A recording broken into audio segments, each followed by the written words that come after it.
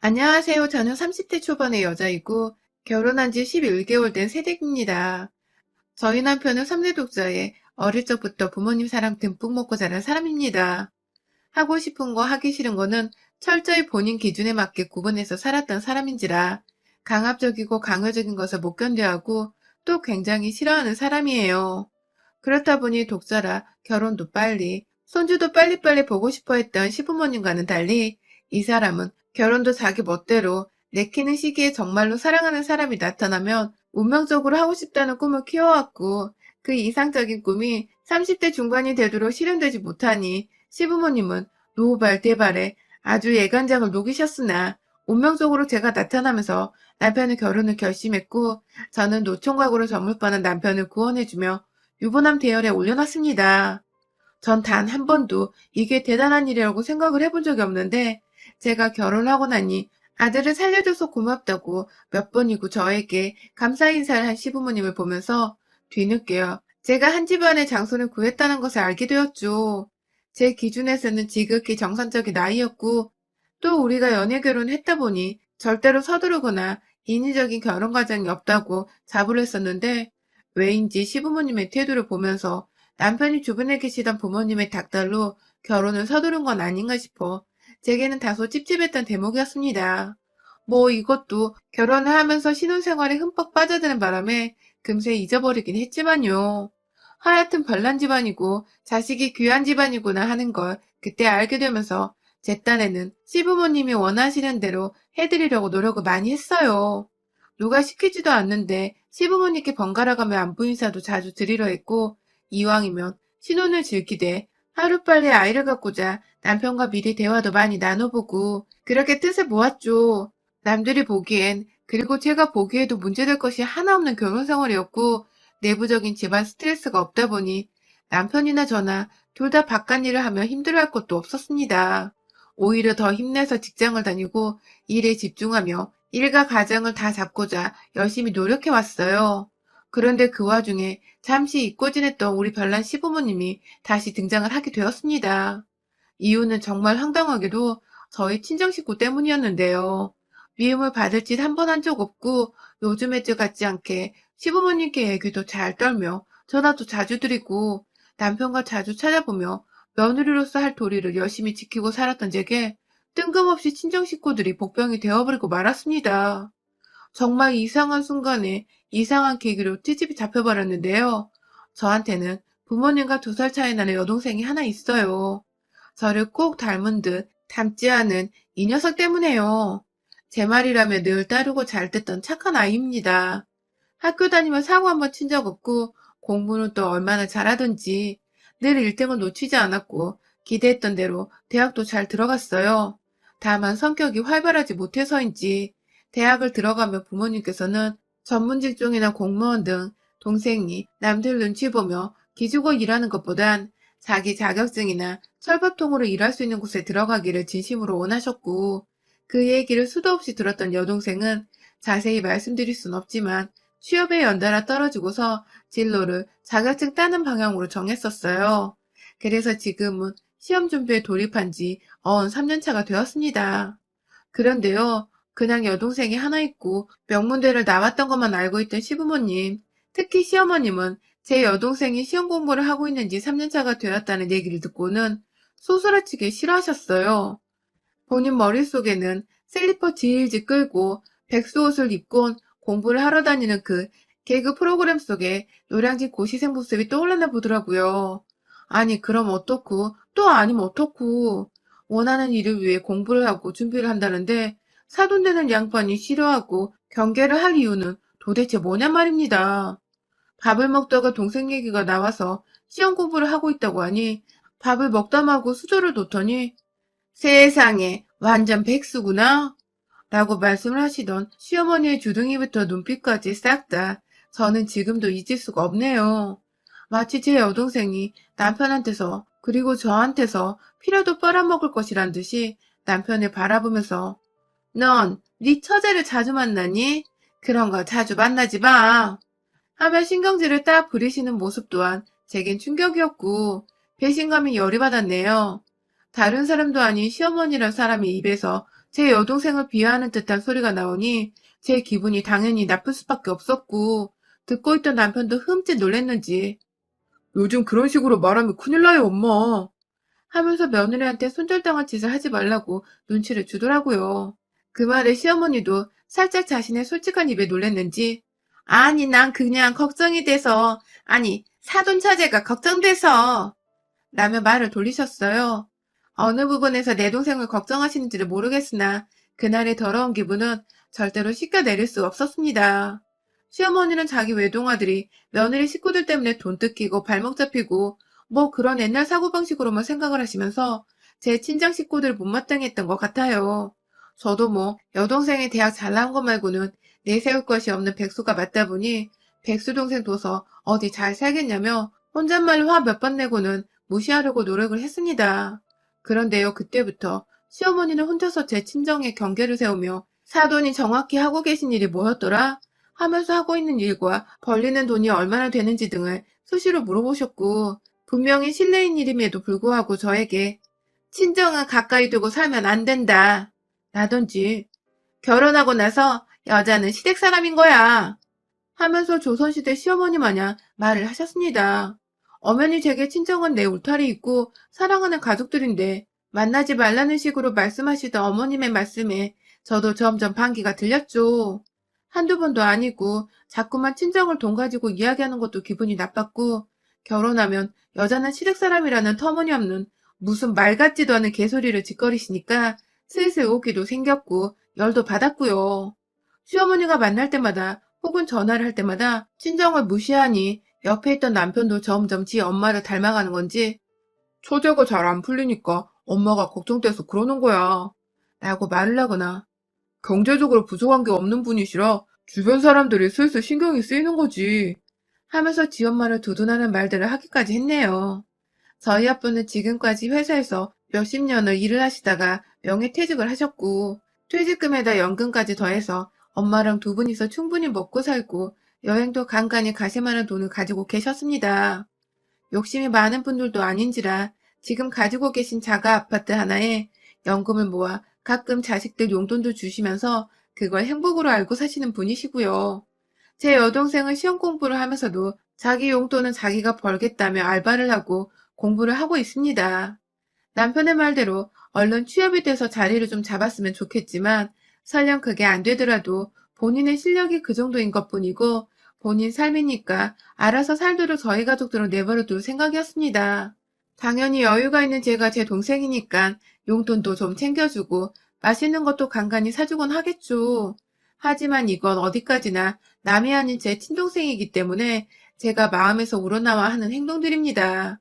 하지만 시어머니는 출가 외인인 여자가 친정 식구한테 자꾸만 돈을 쓰는 게 아니냐는 불만과 함께 밥 잘 챙겨 먹으라고 몇 달에 한 번 만나면 5만 원짜리 한두 장 쓰는 거 가지고도 오히려 지나친 선의가 아니냐고 궁시렁대고 고작 연금을 받아서 생활이 가능하냐면서 저희 부모님이 처지를 안쓰럽고 불쌍하다 하셨어요. 그것도 모자라 불쌍한 것도 나이 들면 결국 민폐이고 주책이라나 뭐라나. 아직 창창하신 저희 부모님의 치매부터 100세 노인 때를 걱정하면서 너는 절대로 우리 아들한테 니네 부모 요양 떠맡길 생각하지 마라 하면서 그 소리를 시아버지와 남편 앞에서 당연하다는 듯이 웃으며 말씀하시는데 와 진짜 서럽대요. 본인도 마찬가지로 벌어들이는 돈 하나 없고 시아버지의 연금에 의존해서 살고 있으면서 본인도 곧 늙어서 자식 부부한테 자기 몸과 마음을 의지하려고 할 거면서 똑같이 늙어가는 사돈을 향해서 한다는 소리가 있다이라니. 정말 심보가 못되고 얄팍한 것을 떠나서 참 치졸하고 못됐더라고요. 그런데 문제는 남편도 이 얘기를 하도 귀에 딱지가 않도록 듣다 보니 설마 그러겠어? 하면서 지 엄마 말을 공감하며 맞장구를 치고 내 편 하나 없는 이 시집구석에서 나는 도대체 무엇을 원해 또 찾아오고 간간히 며느리라고 안부 인사를 드리고 있나 싶어 삶의 회한이 불현듯 밀려 들어왔습니다. 그러다가 제가 임신을 하게 되었어요. 전혀 준비를 하지 않고 있었는데 너무 갑작스럽게 그것도 결혼한 지 1년도 되지 않아 찾아와 버린 아가에 저나 남편이나 당황스러움과 동시에 기쁨이 컸죠. 아이가 생겼다고 하니 친정뿐만 아니라 시댁까지 아주 경사가 났고요. 제가 아이를 가졌다고 하니까 저희 엄마는 저 챙겨줄 반찬의 음식들까지 모조리 다 생각이 나서 쌌다며 집으로 바리바리 싸우셨고, 그 바람에 저도 정말 몸 편하게 엄마가 해주신 반찬으로 끼니를 해결할 수 있었어요. 남편도 저희 엄마 음식이 맛있다고 참 좋아하는지라 무척 만족해 했고요. 그런데 그 사실을 시어머니가 아셨나 봐요. 벌써부터 친정밥 얻어먹으며 부엌 일에 게으름 피우면 어떡하냐고 임신한 며느리한테 전화가 와서는 화부터 내시더라고요. 친정 식구들한테 불편하게 자꾸 집에 오지 말라고 전화라고 임신한 와이프 챙기느라 자기 아들 예민할 텐데 스트레스 주게 하지 말라며 저희 친정 부모님이 눈치가 없고 생각할 줄을 잘 모른다더군요. 네 동생도 언니 임신했다고 집에 쫄래쫄래 와서는 밥 얻어먹고 돈 얻어타고 가는 건 아니겠지? 하면서 가소롭다는 듯이 말씀을 하시는데 와, 나 진짜 시어머니고 뭐고 나불거리지 말고 닥치라면 욕 한 바가지를 해주고 싶더라고요. 순간 제 기분이 컨트롤이 안 돼요. 어머님, 임신한 사람은 저고 예민해도 제가 어머님 아들보다 100배, 1000배는 더 예민합니다. 이런 소리 하실 거면 전화하지 마세요. 하고 끊어버렸어요. 당연히 시어머니는 노발대발 난리가 나셨고 남편한테 전화해서 제가 예의 없게 전화를 끊고 훈계질을 했다며 고자질을 하셨고 집에 들어온 남편은 어딘가 꿍에서는 자기 엄마한테 왜 그렇게까지 말을 했냐고 섭섭하고 실망이라더군요. 그래서 제가 밥을 먹다 말고 밥그릇을 남편한테 던지며 말했습니다. 니네 엄마가 내 가족들 무시하고 내 가족들 밥도 얻어 처먹지 말라더라. 그 소리 듣고도 너는 네 엄마 편을 들고 싶냐? 하면서 나머지 반찬들까지 던져버리려다가 우리 엄마가 해주신 반찬들이라며 겨우 참고서 도로 냉장고에 넣었습니다. 그날 후 남편도 자기가 오해를 했다는 걸 알고는 저한테 미안해 죽으려 했고, 전 뭐, 이 사람과 당장 이혼을 할 것도 아니고, 뱃속에 애가 있으니 얼른 잊고 또 떨쳐버리려 했죠. 그러다가요, 임신한 거 알고도 한동안 코로나며 공부 때문에 저와 만나지 못하던 제 동생이 새해가 되어 얼마 지나지 않아 뜬금없이 언니가 보고 싶다며 연락이 왔습니다. 힘든 걸 잘 표현하지도 못하고 살던 애가 언니가 보고 싶다고 연락을 해오니 걱정도 되고 너무 안쓰럽더라고요. 내 동생인데 내가 언니인데 더 챙겨주지 못했던 게 두고두고 미안해서 집으로 동생을 주말에 초대했어요. 다행히 남편은 진작부터 약속이 잡혀있던 주말이었고 저는 그 사이 혼자 시간을 보내보려다가 제 동생을 불러서 따뜻한 집밥이라도 해주며 오랜만에 수다를 떨어보려고 했죠. 남편도 좋은 시간 보내라고 돈을 쥐어주며 커피 한 잔씩이라도 사 먹으라고 했고 저는 저대로 고맙다는 표현을 했고요. 우리 부부는 각자 일하면서 각자 월급 관리에 각자 부모님과 가족들을 챙기기로 이미 진작에 합의를 했었고 또 저는 그에 반해 며느리라는 이유로 시부모님께 지금껏 남편보다 배 이상으로 시댁에 돈을 많이 써오기도 했었습니다. 시어머니 연락 오면 잘 보이고 싶은 마음에 어머님 용돈이요. 하면서 20만 원 용돈도 몇 번이나 더 챙겨드렸었고요. 남편도 그걸 알고 있다 보니 지난번 제가 밥그릇 던지면 화를 낸 후부터는 더 조심하면서 제 친정을 함께 챙겨주려는 노력을 조금씩 하던 터였어요. 커피 사 먹으라고 쥐어준 돈도 어떻게 보면 저에게 미안한 마음이 있던 남편의 표현이기도 했죠. 그래서 고맙게 받았습니다. 그렇게 동생은 집에 왔고 비록 엄마가 차려준 익숙한 반찬들이 대부분이었으나 고기도 사서 구워주면서 오랜만에 수다를 떨고 즐거운 시간을 보내고 있었는데요. 안 와. 시엄마가 연락도 없이 주말에 아들이 집에 없던 소리를 듣고는 저희 집에 찾아왔더라고요.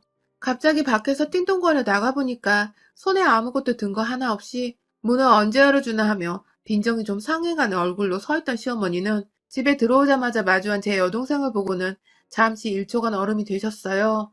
그러고는 글쎄, 아니 코로나로 난리인데 이렇게 집에 와도 되는 거야? 하면서 누가 봐도 제 여동생에게 왜 왔냐는 식의 질문을 하시더군요.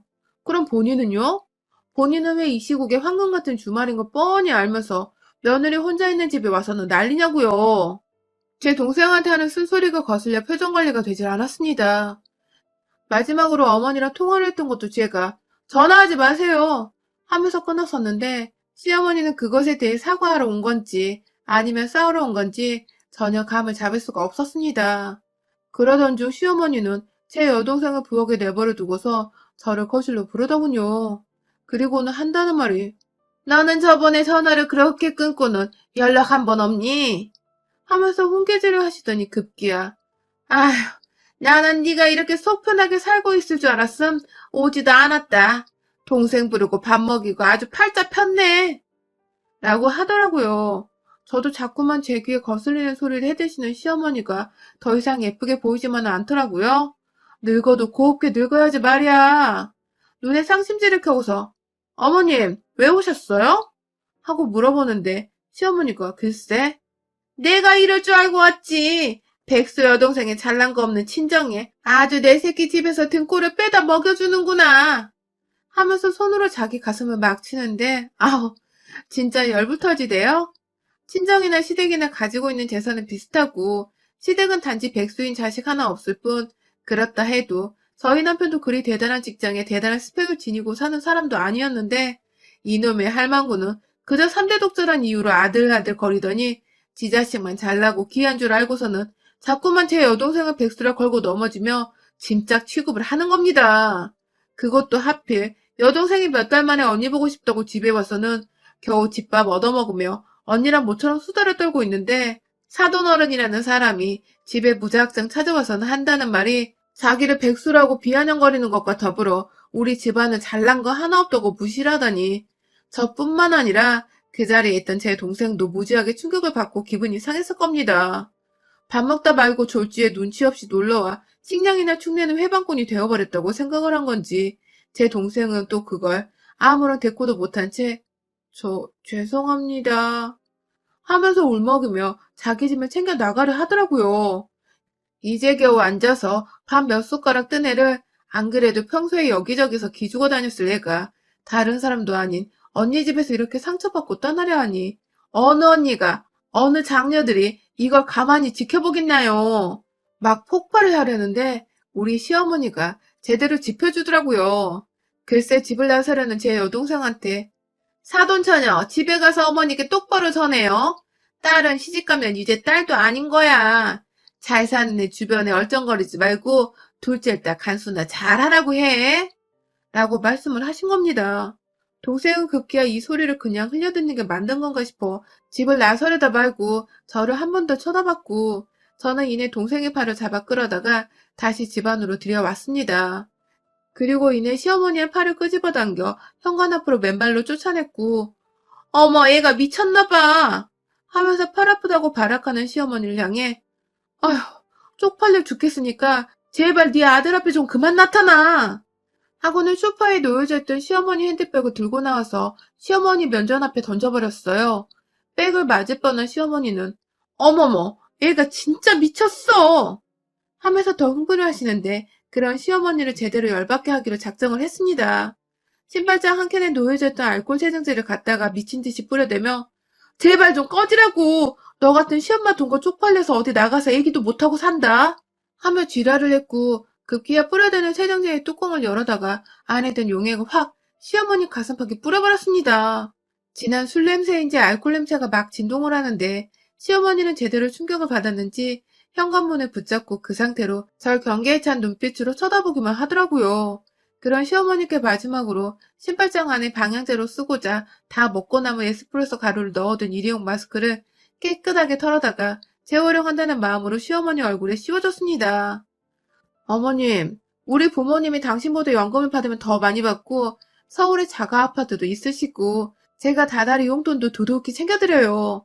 제 여동생도 제가 앞으로는 우리 남편 월급에서 까는 한이 있더라도 용돈은 직접 챙겨주려고 해요. 어머니 걱정하시던 그거 제가 한번 다 해볼게요. 라며 약 올리며 말을 하니 시어머님은 기가 막히다면 자꾸만 헛기침을 하고 저와 여동생을 번갈아 쳐다보다가 제가 한 병 더 까드리겠다며 새 알코올 세정제를 신발장 안에서 꺼내려 하자 황급히 제 집안을 나가셨어요. 물론 저는 나가서 엘리베이터를 기다리던 시어머니 앞에 놀래키며 문을 열고 나가서 남은 알코올 세정제까지 두 발 위에 뿌려드리고는 3대 독자 끊기는 역사적 순간이네요. 라고 하면서 제 새끼 얼굴 함부로 볼 생각 앞으로 안 하시는 게 좋을 거예요. 라고 말을 하며 시어머니를 급기야 비상구 계단 쪽으로 쫓아냈습니다.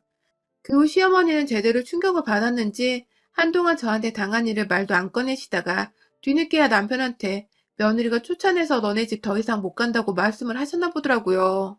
그런데 그 와중에 제 동생이 언니 생각한다며 저희 남편한테 전화를 해서는 또 형부네 엄마가 자기한테 한 뻘소리들을 울면서 사람이 어쩜 그리 못되셨냐고 충격받았다는 듯이 말을 해준 덕에 평소 저희 집안을 무시해왔던 자기 엄마 행적을 잘 알고 있던 남편은 이번에도 결국 자기 엄마의 잘못이고 입방정에서 비롯된 일이라고 생각을 제대로 하고는 시어머니 편을 한번 들어주질 않은 채 저한테 진심으로 사과하기 전엔 집에 찾아올 생각도 말고 태어날 아기 볼 생각도 하지 말라며 단단히 일렀다더군요. 시어머니는 끝까지 자존심을 세워보려고 사과를 안 하다가 옆에서 자식 귀하다는 시아버지한테 열어 깨지고 아들한테도 완전히 무시를 당하니 이겨낼 재간이 없었던지 기어가는 목소리로 미안하다고 사과를 하려 한다며 전화를 해왔습니다. 저는 저희 동생 전화번호를 알려줘서 직접 동생한테도 사과를 하고 저희 부모님한테도 정식으로 사과를 하라고 재차 단호하게 말씀을 드렸고 결국 시어머니는 저희 친정 부모님과 동생한테 직접 집으로 찾아가 고개를 조아리고 사과를 하셨대요. 물론 그 후로도 제가 시엄마 연락을 안 받고 있고 바쁜데 자꾸 전화하지 말라고 신경질을 부리기도 해서 시어머니가 더 이상은 저한테 연락이 오지도 않고 집으로 찾아올 생각도 감히 못하고 계신답니다. 졸지에 자기 아들 피해 안 보게 하려고 지 아들만 귀하다는 식으로 사돈 우습게 알고 며느리 우습게 알았던 시어머니는 완전히 집안의 애물단지 여편네가 되어 어디서도 입을 함부로 놀리지 못하는 지경에 이르렀고요. 저는 저대로 퇴교하면서 속 시원히 흐뭇해하며 지내고 있습니다. 한 번 더 제 집안 우습게 알고 무시하려고 하면 그땐 진짜로 시엄마고 뭐고 지 손주 성인 될 때까지 얼굴 한번 안 보여줄 거예요. 전 한다면 하는 사람이니까요. 여러분의 생각은 댓글로 남겨주세요. 오늘도 시청해주셔서 정말 감사합니다.